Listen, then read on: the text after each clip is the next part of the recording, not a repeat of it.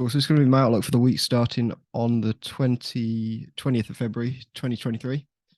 So I'll start off by going over the levels that I'm looking at. So the main levels that I'm looking at going into this week are, firstly, I'll start from the top down. So key daily support resistance, the level Chris was talking about a lot last year, coming from the April the 14th, 2022, all the way across here. You can see all the sort of reaction we've seen. So if we start breaking back up, I can see this being either a target level or a key level to be keeping an eye on.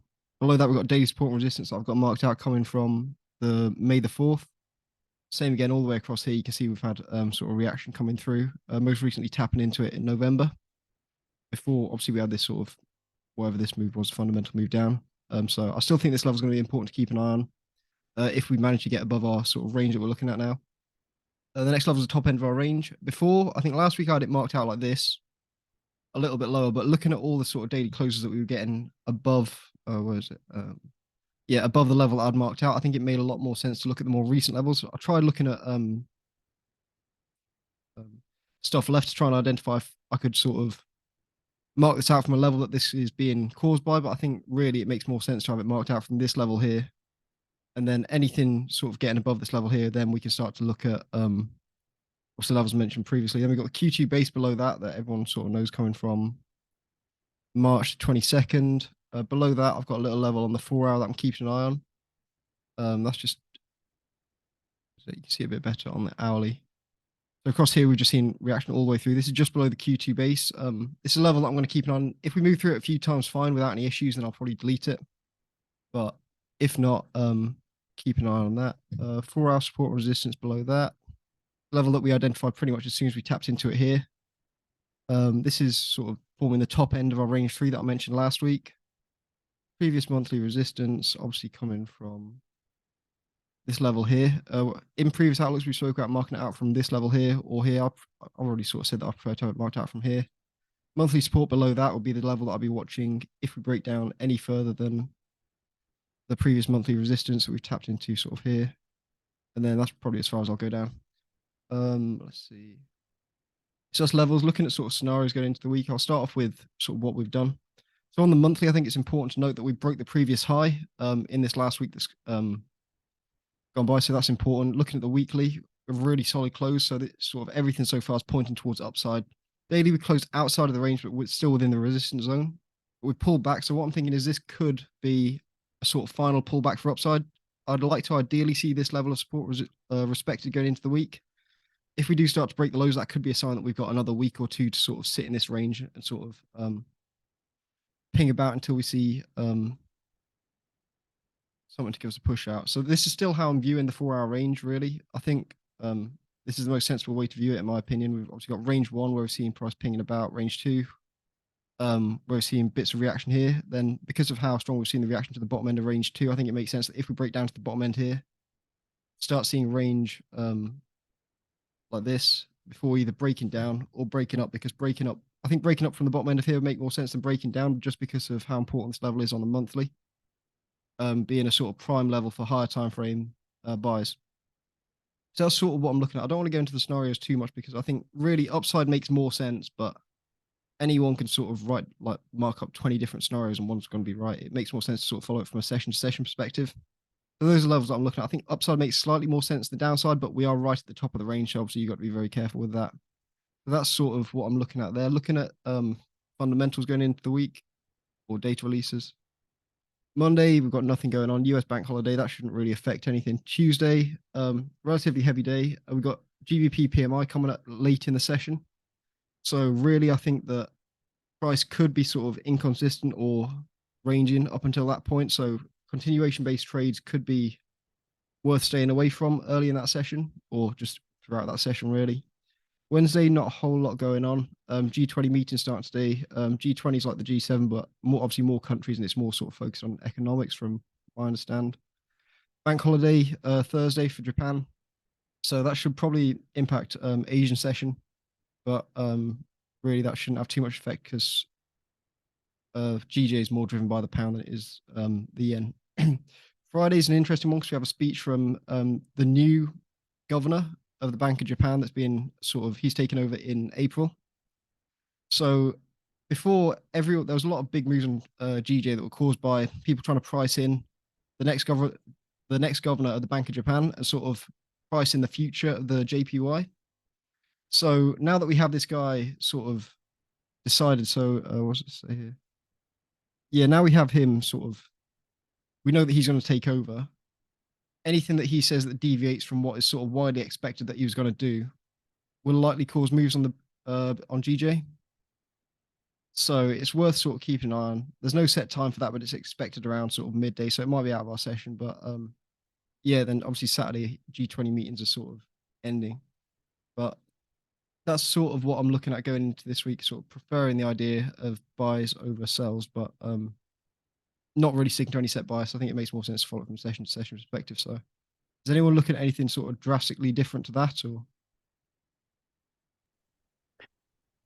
Not looking at anything drastically different. I think that outlook's spot on. Like I sort of agree with, the major like I wouldn't say the majority of stuff, all stuff in there. I mean from upside, obviously, we've got daily support, um weekly support.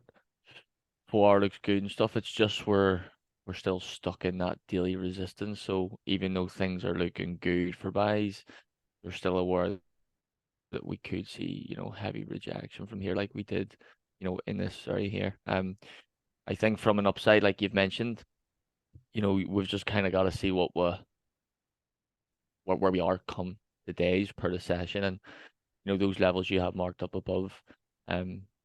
With those being most recent, I don't really think there's a need to pay much attention to anything further left. Um, so I don't have any other levels, marked up that I was thinking. I was just thinking to myself, like, what, what other, like, what were the maybe areas of concern? But I think you've touched on those, um, very well. And I think the downside we've kind of been, you know, trading through range 3, 2, and 1, the past, couple of weeks. So I think from a downside perspective, if he were to break down, um, the targetability and stuff is pretty um easy to understand from a higher time frame. But no, mate, I think that's spot on. Like And I kind as of well, agree I with that. think Yeah. one of the things that I don't think a lot of people are looking at, I think, the way that I've got this divided into three separate ranges. I'm just interested Yeah. to know your opinions on that because I know some people sort of agree with it. I was speaking to Christian the other week and he said it made a lot of sense. Spoke to Jono, he said it made sense. But I think there's other people that don't really see it the same as I'm seeing it here. They're seeing it as sort of one range here with a mid range. How are you breaking down this range? Well, for me, we're obviously overall in let me just get my draw thing. Like for me, we're in obviously the overall range, right? Now I would consider this the overall like the daily range, right? Now there was a smaller daily range within that daily range, which was here, which is a lot clearer on the 4 hour. So I think for me, I just had the overall range, and then I would have had the mid range, which is just I consider this my mid range just based on like previously, and then we've kind of got that daily, mid range sort of like in and around that. Now I know that can be a bit quite like that could probably be a bit messy, but the easiest way for me to sort of establish this is when Chris talks about ranges and we are trending, we either trend up, pull back, trend up, or we go up in stairs. And for me, it's very easy to identify that this was our previous range. We've now left that range, and now we are trading within this range. So it's kind of like, going up in steps in a sense. Um, for me, so it's easy to sort of identify that. So which kind of really aligns with what you have, in a sense that Yeah. this is range 2, this is obviously range 1, and then of course if we leave range 1, where we're going to the previous range, which is in here. So um yeah, I mean, I for me, I don't have it laid out like that, but I completely understand Pretty it, and similar. Yeah. Yeah. it completely makes sense. Yeah, it is very similar, and it is so easy to see the touch points, that we do have that make sense for reaction areas and areas to maybe not trade into or wait for solid supports or resistances around to confirm. Um, so I like that idea. It's just it seems to be every time we get up close to moving out of it, it's like we just don't have that. Mm. But maybe the news next week is maybe going to be the catalyst Yeah. to get us. up and out. And if we can maybe create some form of structure like this, up over here, then we can then look to play into those areas that you mentioned left and those targetability points. So I think even if we do get up, and this is where I feel like if we can maybe get out of here, at the beginning of the week, I'm happy to just see what happens and see if we can hold structure above. But yeah, Yeah, for sure. I'm very much all about buys, but I know where we're trading, you know, Yeah. every time we've got to Yeah, here. yeah, definitely. Have you got the top end of this The range marked out reactors. the same as I have? From this sort Yes, of daily wick here? Cool. yeah, mate. So I had a level from let me see if I can. I know this is going to be quite messy. I'll just send a quick photo into the chart there. I had that marked up. Now this is that daily resistance made is from May 22. However, what I was sort of getting at was like all this is noise, right? But we've kind of come into that, right? But I know that this is now extended from here up. So that's more recent. So there's like what I can do is delete this because I don't really need this because this is more relevant. This is more recent. Like this high here from this resistance zone isn't really going to make much difference because I know even if we get above this, we can still react off that because it's more recent.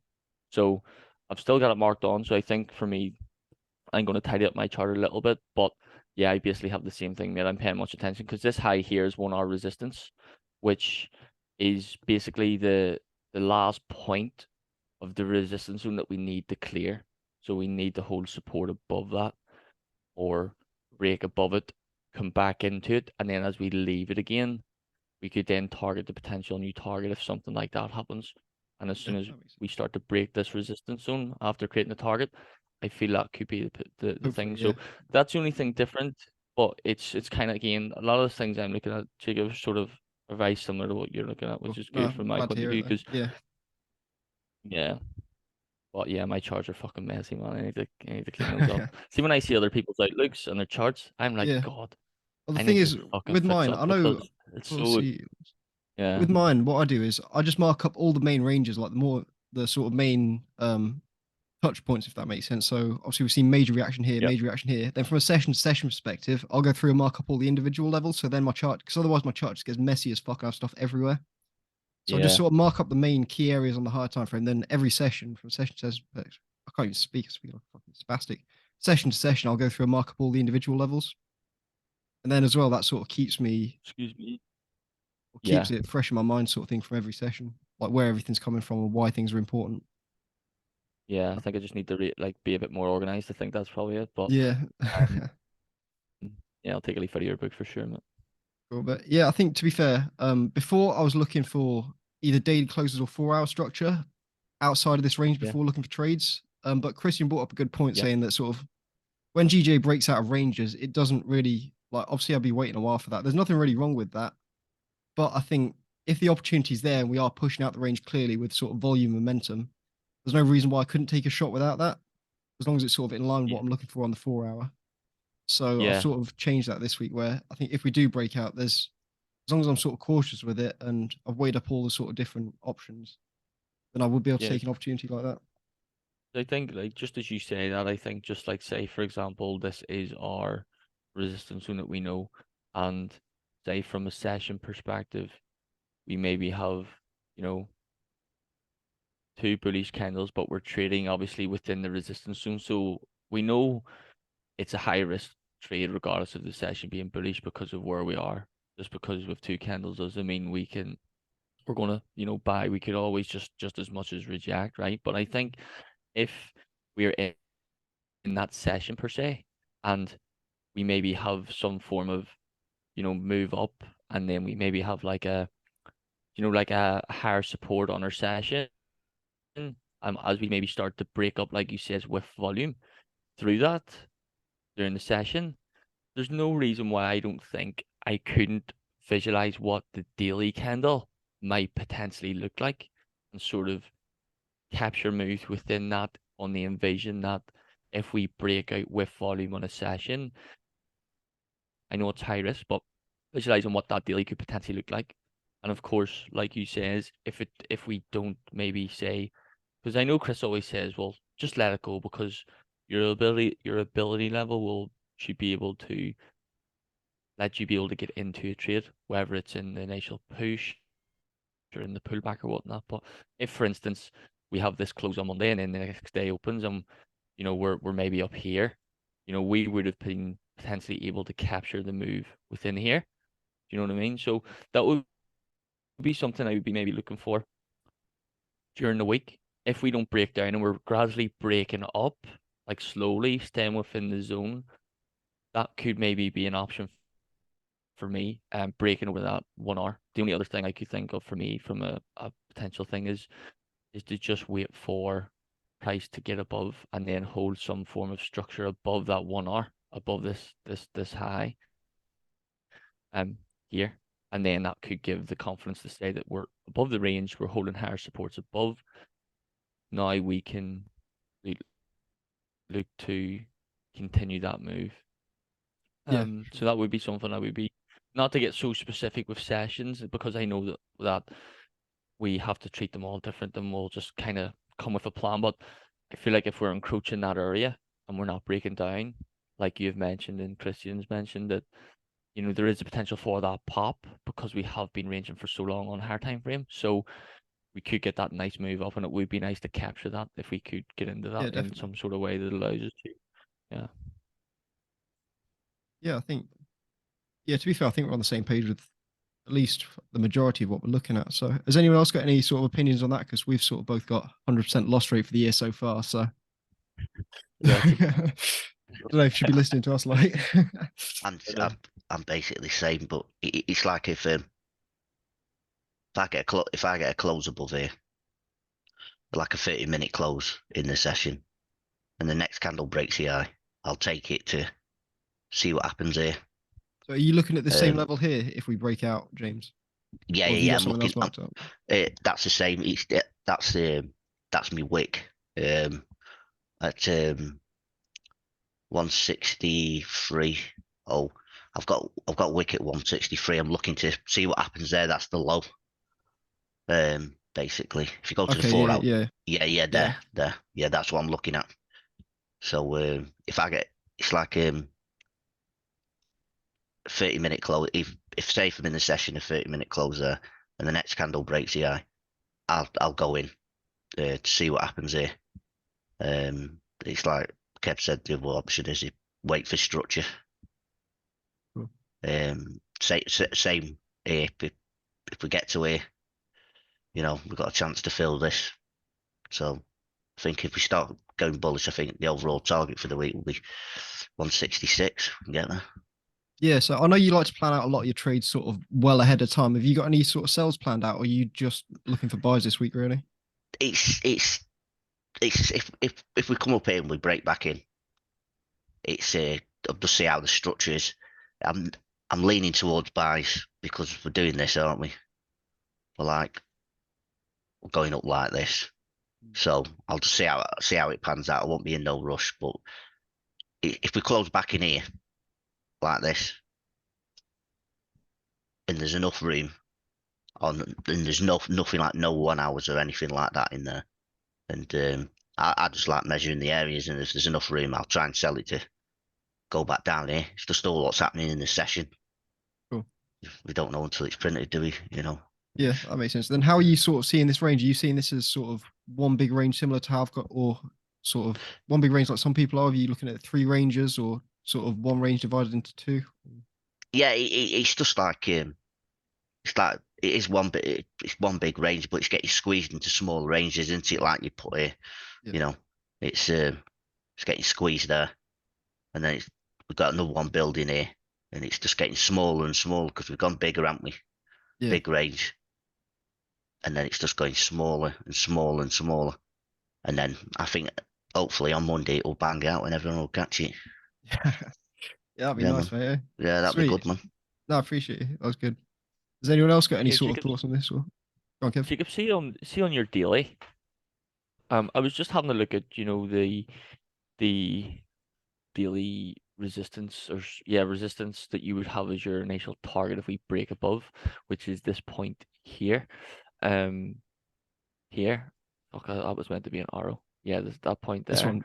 Yeah. So do you know how most recently this is obviously our daily support, basically across the board? So do you know how that obviously the sort of resistance you've drawn across is stems from, of course, the resistance body and then the wick. Do you know Yeah. from like where you've drawn that from? So do you know how that's obviously that this small? So if, Yeah. for example, you got closures above here, would you be then looking to trade within that, knowing that this is essentially more recent and a much bigger range than what you've originally drawn? Do you know what I'm trying to say? Or does that make sense So at all? you trying to say, why am I not seeing this as one whole zone? Kind of, yeah. And then why am I just looking at this area here? I think I can see what you're saying about this being one sort of zone here, because technically it is, but I think really this sort of stems from this level here that we've seen reaction to all the way across. Yeah. And then because we've tapped into it recently here, that's just sort of proved to me that it's this level here that's important.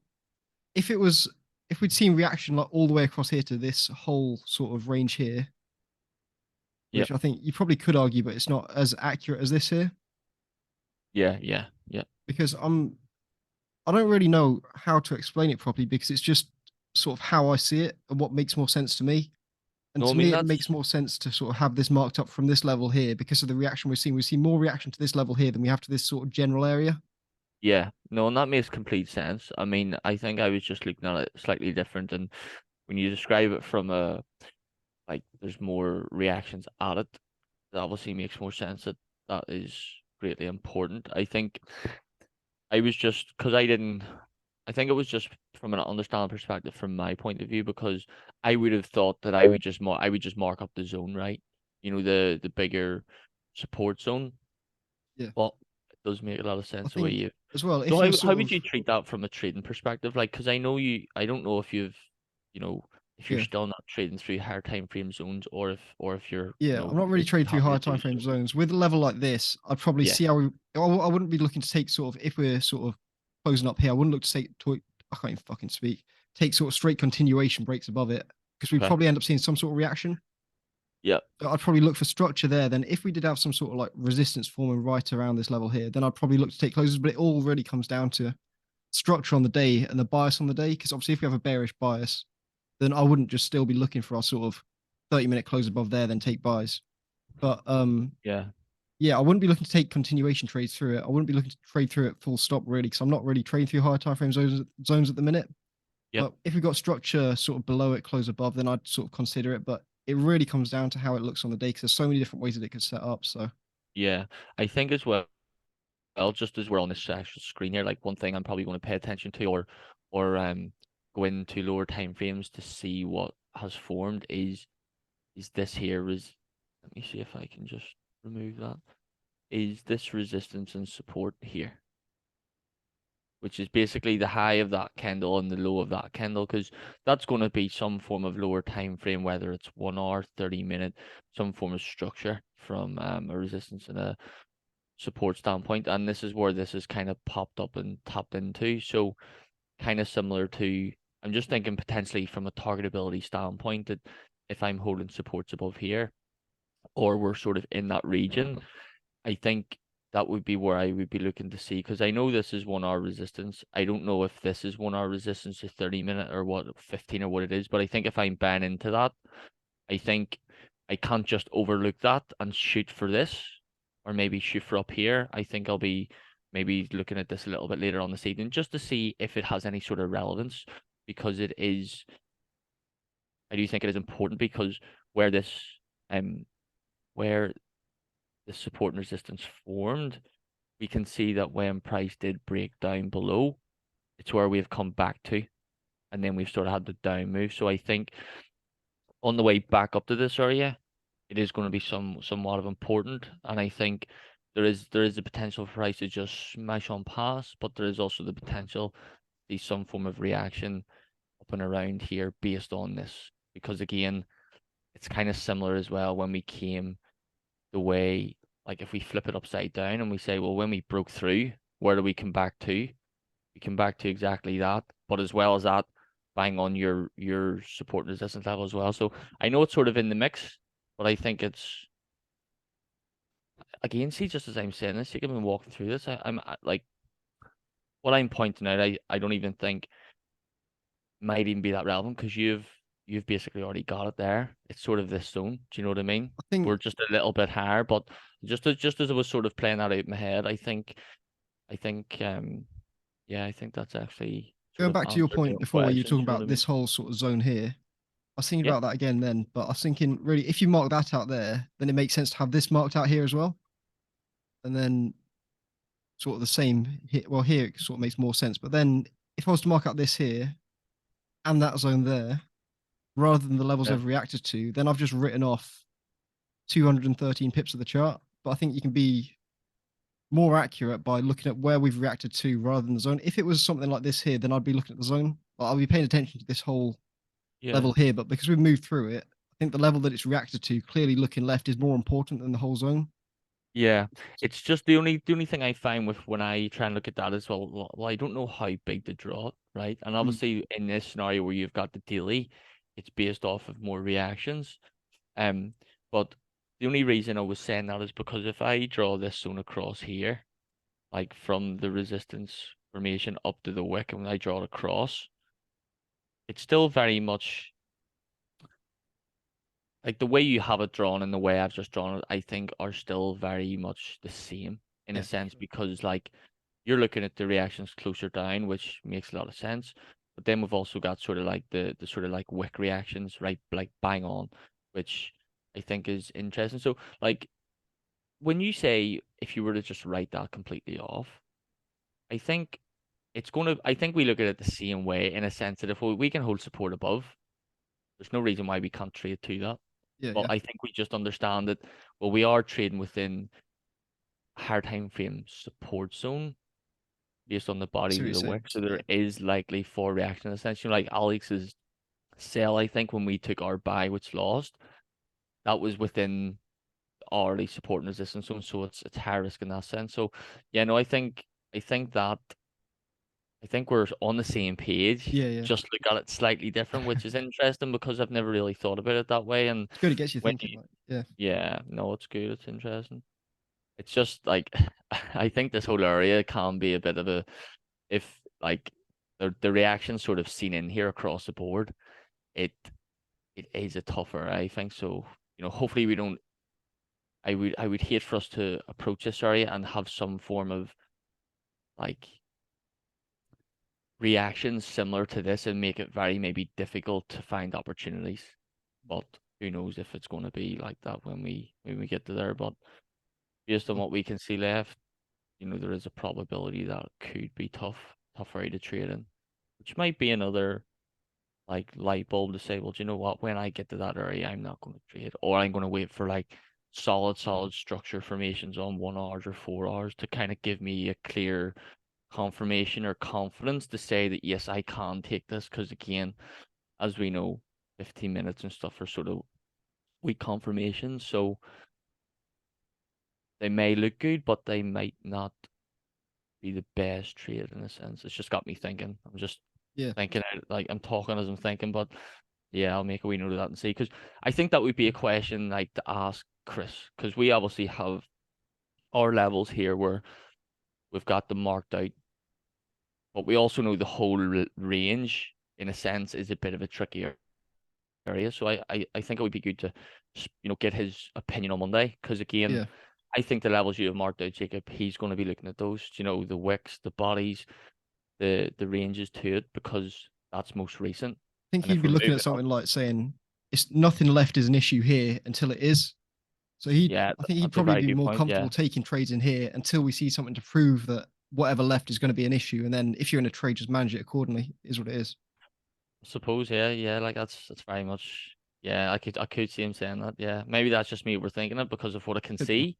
But until, like you says, until I see it on the right hand side of the screen, It's not an issue. it's not an issue because it's not there yet. So yeah, no, I think that you've cleared that up for me. That's good, actually.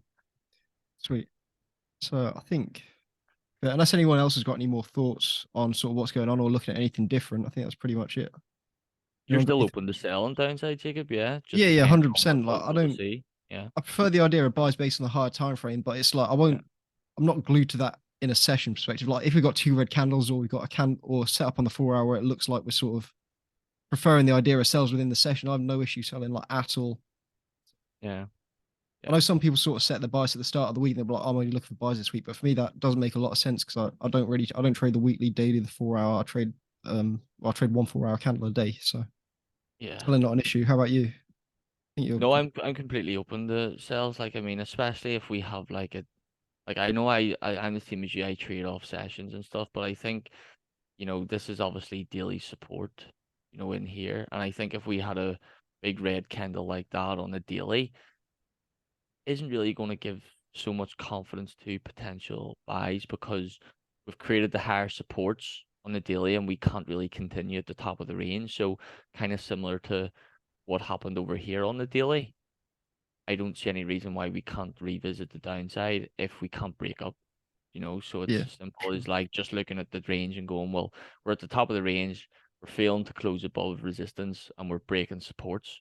What makes more sense? I think it's easy to say sells them, but that would be from a higher time frame, like if you sold a deal or just traded the range based on where we are. Um, and I think that could be a factor in terms of going into the session. Well, if we do have, a bullish session bias, yes, buys make sense, but again, why aren't we already out of there in a sense? So, exactly. yeah, so I think same as yourself, but yeah, I'm open to sales. I mean, there's clean area left. We've sort of got like nice clean price action, I would say here. In terms of we could pay attention to this or this, but is there really any need to when we sort of have what we have more recently? And I think there's no reason why we can't sell above the QTP is down, to maybe fill Yeah, down to here if we can break below here. There's no reason why we can't see some form of downside or anything like that. But yeah, I'm open to sales as well, just like you. Depends on what we sweet. have on the day. Sounds good. Anyone else got any sort of thoughts on the week, or if not, I'll stop the recording. Just give it 5 seconds if anyone wants to speak up. Cool. I watched that video last night. You can end the